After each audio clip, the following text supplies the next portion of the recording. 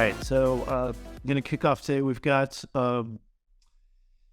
the P2P project's revised schedule that Guillaume worked with them, the team, about. You can see this on the screen. Let me explain what you're looking at the top. Here are the 5 milestones in the contract. You can see that they've mapped to these requirements. And here's the date, and the first 2 are already done. But as Guillaume explained last week, and we don't have to go through all of the details, to go watch it, but it was difficult validating these individual requirements. So working with the team, they came up with sort of breaking things down, and this middle part was suggestion by Guillaume, but then they reconfigured that into this bottom part. So essentially, we're looking at revised dates here. You can see the previous description is there's a correlation, but it's not exact. And so what we're saying is the next milestone 3 would be producing standalone code that passes unit tests, et cetera. You guys can read this. I don't need to read it all out. And then the one after that, milestone 4, and then the final one, the milestone 5. Does anybody, like the last time we've done this, I think this group sort of entrusted the working team to get into the nitty gritty, which, and Guillaume clearly did. Does anybody have any questions on this, or do you think we should just go ahead and formally vote and say, yep, we're okay with this schedule? Either way is fine. You guys let me know what you want to do. Just before we take a decision on that, there's also just I don't think it needs to be rewarded, but has to be understood. The deployment of solution to mainnet is more of a, like when when we agree that the solution is ready to be deployed to mainnet, that's when that milestone is due and understood. And then the chains can decide when they update to mainnet. We're essentially, like we've done for other similar things, we're not forcing the chains to update on any sort of schedule, but we're not trying to hold back the milestone payment on something that's completely outside of the control of the team. So typically, this is handled more by the end of SLA and bug fixes period. So we would normally also allocate a larger portion of the milestone payment to that one, because obviously that's the one that where we release them of their obligations once we reach that milestone. So we want to make sure they still have something at stake, and they don't just run away after delivering code that doesn't work.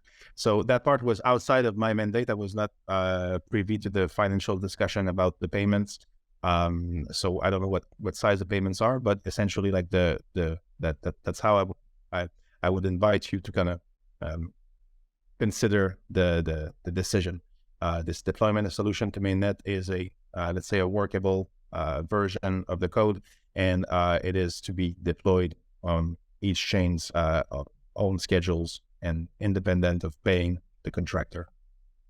Yeah, that would normally be the case, right? That's what we did for IBC as well. It's not, correct. There's really on them. Yeah, it's not really on them to ensure that we deploy. That's really on us. So they did the work regardless of whether or not we deploy.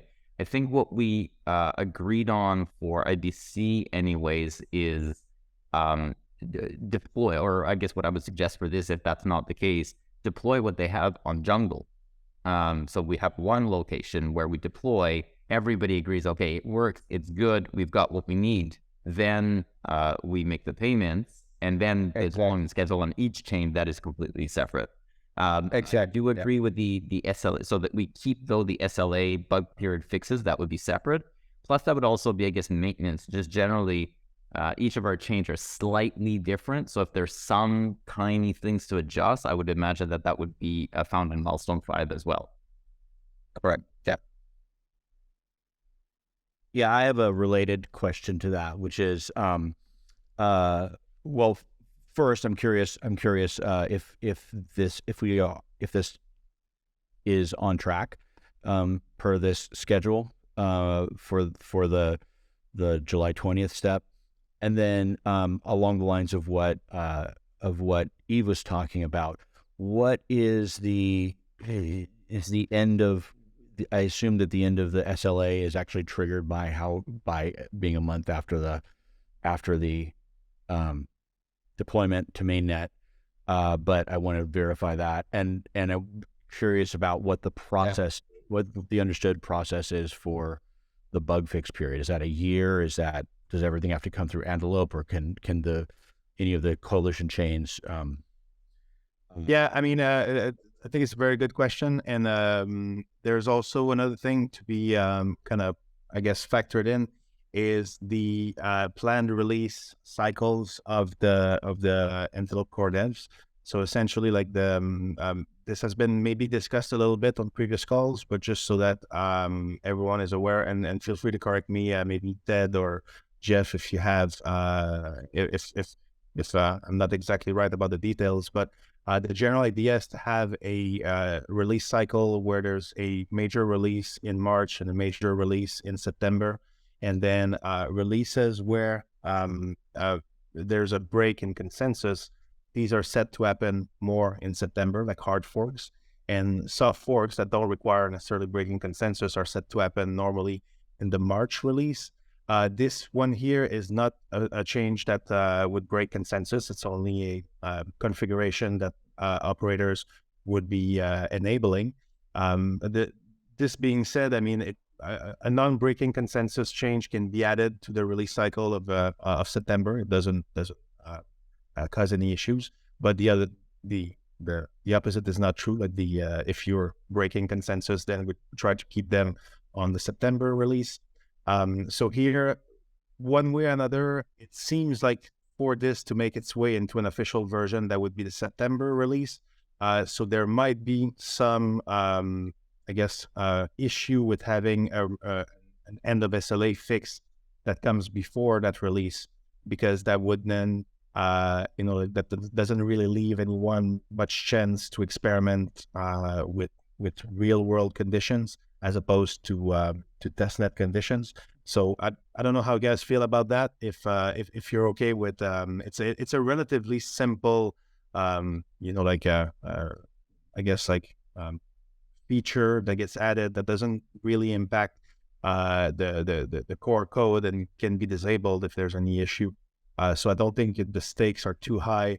I don't personally mind not having the SLA extending past the release of that version. That can be tested on a testnet, and I think we'll have all the information that we need to have. But we just want, I think I would still mention it just so that you guys are aware. If you feel a bit more reluctant, there might be a good reason to push that end of SLA date to say October or November, where it has a good chance of being deployed in the wild in real production environment. And essentially, if the team is okay with waiting for their final payment, delaying that by a couple of months, it might be worth it for the coalition to consider. Yeah. Go for it, Douglas. Okay, thank you. You anticipated a couple of my follow-up questions, so thank you. I guess the only thing that's unclear to me is, we do need to figure out how these would be coordinated with core releases and the core release schedule. I don't understand how deployment of a solution to mainnet can be done in July if we aren't including this into the core code until September, though. Correct. That was because what I was saying, the deployment of a solution to mainnet, that really means more like the solution is ready to be deployed to mainnet by a chain, for example, that would want to run the let's say the dirty build that is not an official release, but it still works. It's still there. It's just has not been packaged into an official release. Nobody's going to do that. None of our chains will deploy to to the mainnet. I don't think. I wouldn't. I mean, I would not. No, but we would remove deployment to mainnet as a condition for payment. That's irrelevant. Right. Or yeah. Yeah, that's why. Because they can't control that, neither can we. So the mainnet deployment component, you could just delete that and the rest remains the same. what we would need to check, I think, is in the language for the milestone 5, is it 1 month after deployment to testnet, or is it after a period of time after deployment to mainnet? We also can't just withhold funds for an extended period of time because we are not ready to deploy a solution. That's not fair for them either. Yeah, I agree. I agree. The indication that I have from the core devs and from the BPs I've talked to, and like kind of like driven by precedent, like typically these releases are adopted by EOS mainnet a month, give or take, after they're released. So that's kind of the general, like seems to be the general time that takes consensus that building exercise takes 1 month, and then they are adopted. So that gives us, if that would probably be something like October, and then like a 1 month period after that would put us in November. So that's still a few months further for the final payment. For me, like I said, I'm very comfortable with deployment to testnet, and against Douglas' point, UX would not mind deploying a version that is not an official release if there was an advantage of doing that. So maybe you guys don't want to do it, but from my end, that's totally fine. If there, I didn't mean to speak for you or anybody else. Myself personally. Right, but this being said, I would still say like the safer route would be to wait for a mainnet, probably EOS, as they usually do, to deploy it, and to wait until it's been tested by the BPs on EOS before ending the SLA, because obviously if we end the SLA in August, we might find bugs when we deploy to EOS mainnet a few months later, and then they're no longer obligated to fix them. So might have to either contract them again or find someone else to fix them. Right. 2 questions on that, Guillaume. So in the solution that would be deployed, can you confirm, because we talked about breaking changes earlier, is it a consensus level change, or is it a breaking change? Because those are different. Neither, because this release is only essentially it has its own protocol version, so any node that is not upgraded will still be able to work with a node that has been upgraded. And so it is a toggle on change. Yeah, so exactly, and it's just configuration by individual node operators. If they want to enable that feature, they can. If they don't, no big deal. There's no requirement to enable it.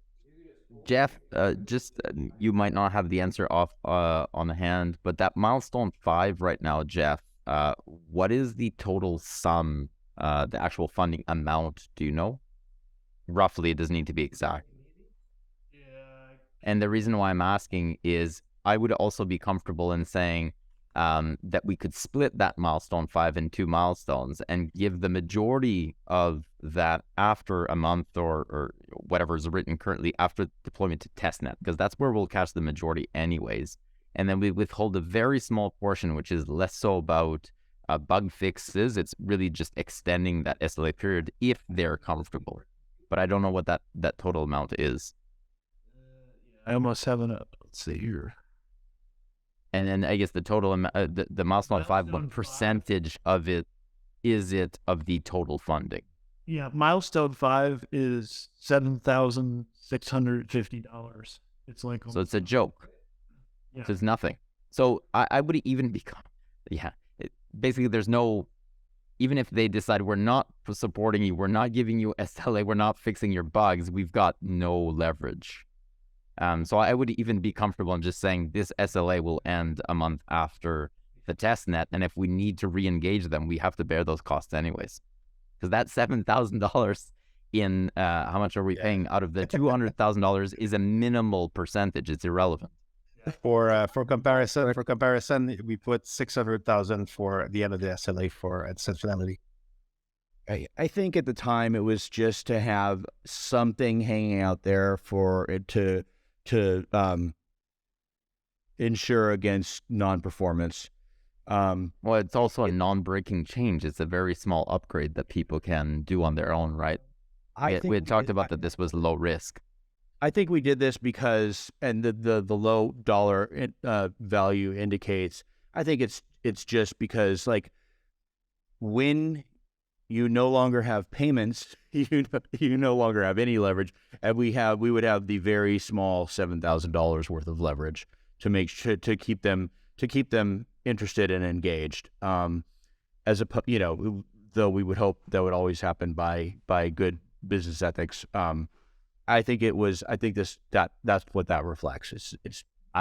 Because the amount is so low, we could also go back to them and ask them if they're comfortable in waiting till August. I mean, that $7,000 is likely not making their payroll any different. They might just say they're good. And if they say they're not good, then we would respect the current contract. And either way, it's so minimal, it doesn't really change anything.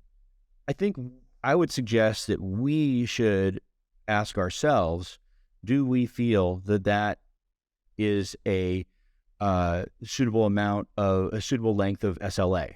And we should determine, hey, you know what, maybe this is fine. We'll have had enough. Or maybe we should say, it might be really nice to have them on speed dial for for another 2 months or something. And I don't know if the appropriate time to do that is immediately or when the testnet is deployed, but it might be worth going to them and saying, hey, what would, just so we have this understanding ahead of time, what would it be worth? What do you think it would cost for additional 3 months of SLA time extension? And then we'd know, and then we wouldn't commit to that. We would just have that option, and we'd have the price set up. I think that's how I would approach it. For me. Yeah, that works for me. We should respect the contract we have with them regardless, so we can offer that extension, and we can choose to exercise or not that option in time if needed. Yeah, we could negotiate that as opposed to waiting. I agree with that, and I would also add, though, we should probably think for future RFPs to keep a larger proportion of the total payment for the end of the SLA. It seems to me like that would be 7,000 here is too low. Like it should. But I think it also depends, Guillaume. Like, what is the risk of the? I mean, sure. Let's say we could standardize it to 10-15% or something like that. But it also depends. Like something like faster finality, instant finality, or IBC. The instant finality in particular, the breaking component or the risk is much higher than this. Oh yeah, this we could just choose not to enable.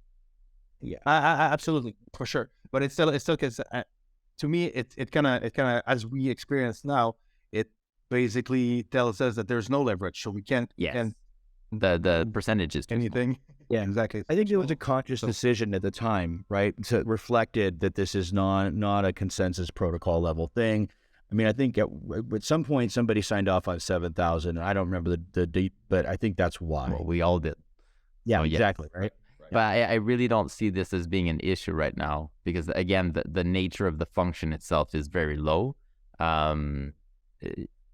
Yeah, I like the approach that you suggested, Douglas. I think it's good to proceed that way.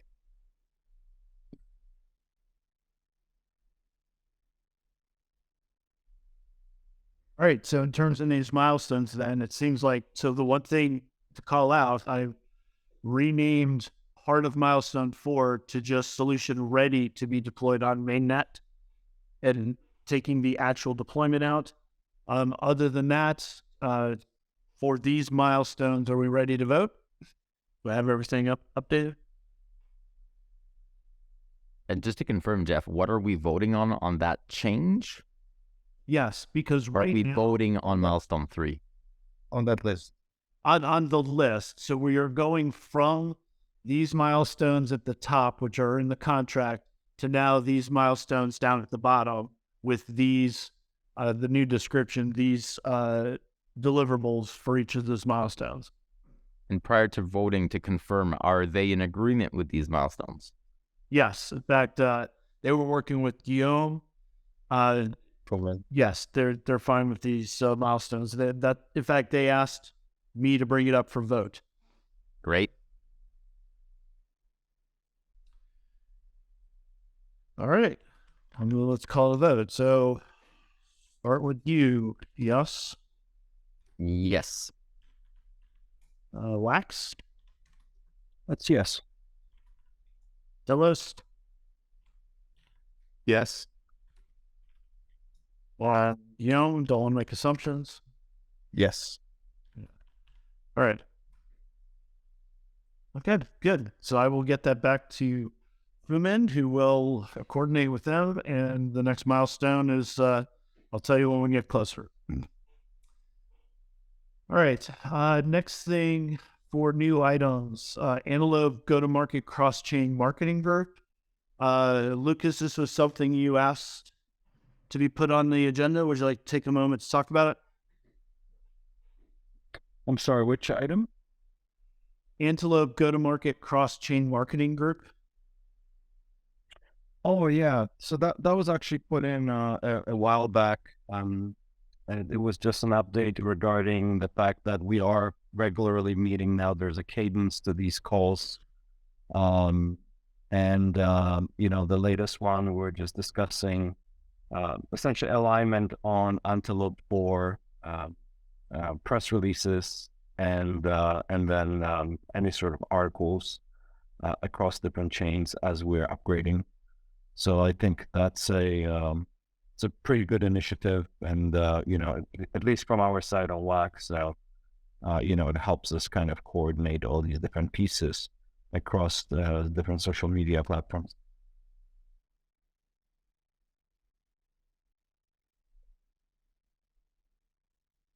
Okay.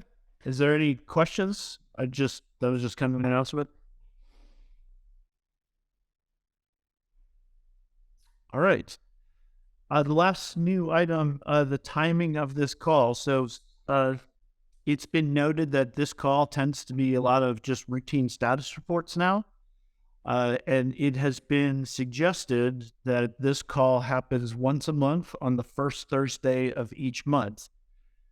So I will pause there and open up for what could possibly be a lot of good discussion.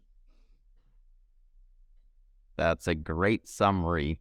And so I would suggest that we proceed with that until further notice. So, we've got no issues in having ad hoc meetings if necessary. That's how a lot of these meetings started. But I think at this point, we've got a few items that are essentially now out rolling in, not maintenance mode, but in development. And so a lot of these calls are somewhat repetitive. And so I would support moving or dropping these calls to once a month until we decide that that's no longer suitable. My take is that this would be reflective of how much progress we've made. This group was begun in an emergency basis. There was a lot of technical debt that we had, and development of the Antelope protocol, and a number of other things, branding, identity, community building, that needed to happen. And so the previous schedule made a lot of sense, but most coalitions don't meet weekly, right? And I think monthly feels like a good cadence at this point in our development and existence. So I would support that. Same thing from Wax. I think we needed this cadence at the very beginning. And I'm sure we'll need it again once we go through another round of prioritizations and projects kick off. But right now we're more in like a maintenance mode. So once a month is perfect. Yeah. The only thing I'd add. Oh, I'm sorry. No, I was just gonna say, it makes perfect sense to me as well. It's been almost a year, so like there's quite a lot that has been done already. So normal that the organizations evolve past their initial setup phase. Now they enter their more, I guess, like cruising speeds phase. Yeah, I agree. The only thing I would add is that this is our primary form of transparency into our combined communities, and I think that's extremely important. As I've said on almost every call, if we make a mistake, let's err on the side of more transparency. And so that is something that I will be conscious of, and I think we should all be watchful for if there are a lot of meetings that come up where we're deciding things as opposed to just dealing with minutia of those breakout meetings. That might be a reason to have an additional call just to surface all of that to our community, which is, I think, one of the primary objectives of this coalition. And just to confirm, Jeff, the GitHub repo that you're currently showcasing on screen is open, correct? That's correct. So, although for those listening, although we might not have a video once per week, if any changes are apparent, that regardless of we meet or not, as Douglas just mentioned, all of this is transparent regardless. Absolutely. But while much of our audience is very familiar with GitHub, there are also many people who find it extremely intimidating. Don't know why, but it's just sort of a mental block, and they don't know how to navigate it, and it's not as accessible to them as a video would be. So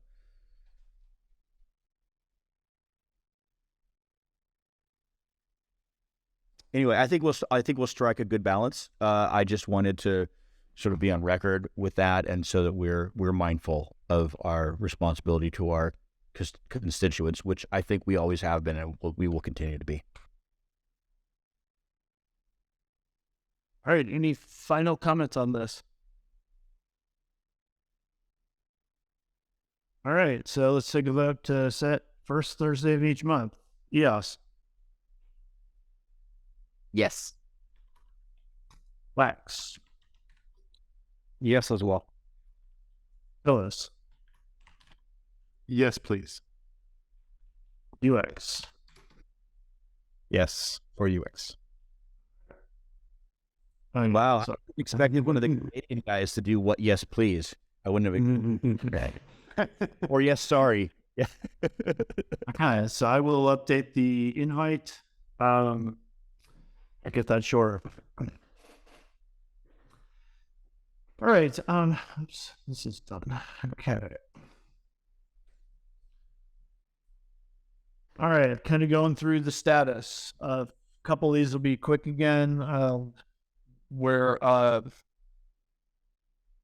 same update with some of these, that the ENF is going to start getting into some of these requirements that we've talked about. The P2P optimized transaction propagation and the RAM limitation fixes. We already did an update on the P2P Peer Discovery. That was the new timeline that we voted on earlier. I'll actually move Antler CDT up because that's pretty easy as well. That is about to be released. And once it is, of course, everybody will get an update at that point. Let's see, flowing into Finality and IBC. Gil. So we've had a discussion with Adam and with Eric and Matt yesterday. So essentially, it was mostly about the ENF updating us on their planned calendar for the next few months. So they are definitely making a lot more room now in the schedule for reviewing and finalizing the instant finality parts of things. So we're hoping to see that come to fruition over the next 2 weeks. They still have some backlog to process before they can engage to the extent that they want to engage.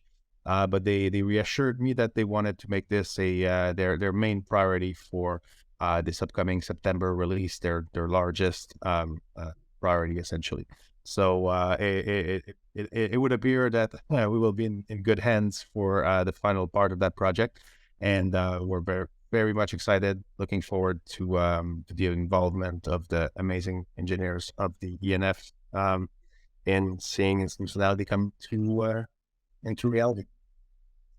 I can confirm what you just mentioned, and Guillaume, if at any point you require more support of some sort, please don't hesitate to reach out, obviously, to Bart or to myself directly. Much appreciated. Much appreciated.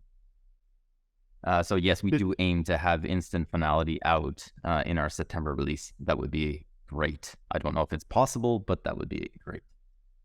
I think it is. That's what we were assessing yesterday, and we're definitely optimistic it can be done. And if the ENF is there, like we're ready, we're willing, and if you guys are able to participate to the degree that I've been assured you would, then I think it's going to be in there. Did you change the meeting for that? No, it's just on yesterday. It said you were on another meeting. No, it's true. And that yesterday, I apologize. I had to deal with some other things, but Okay. yeah, That was my guess. Yeah. No, it only happened like to be fair, this meeting I think only happened 2 or 3 times over the last 2 months because essentially like most people from the NF were not available due to the release of EVM, a few other agenda items. So it's not you. it's us. Like as a group, we haven't been meeting much at all. And now that this is going to change and it's going to start being a regular occasion, and there might actually be more than 1 meeting a week now as we enter that last phase. Awesome. That's what I assumed, and I was happy to have the time. So.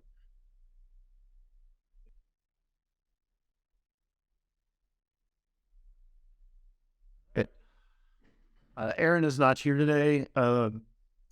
Provide a more in-depth update on SDK. But I do know the project is moving along as it has been. And then the last thing is on the Ledger app. Some of the resources started to become available again recently. So I believe there's some movement on that, but I still don't have a date yet on when I will be knocking some of these things down. Hopefully in the next ENS health report that we put out, we'll have more concrete dates on that. And that should be next week. Are there any other items that we want to talk about today? All right, everybody. We will see you guys in a month. Awesome. Thank you, everybody. Thanks, everyone. Have a good one, guys. Take care. Good one. Bye-bye.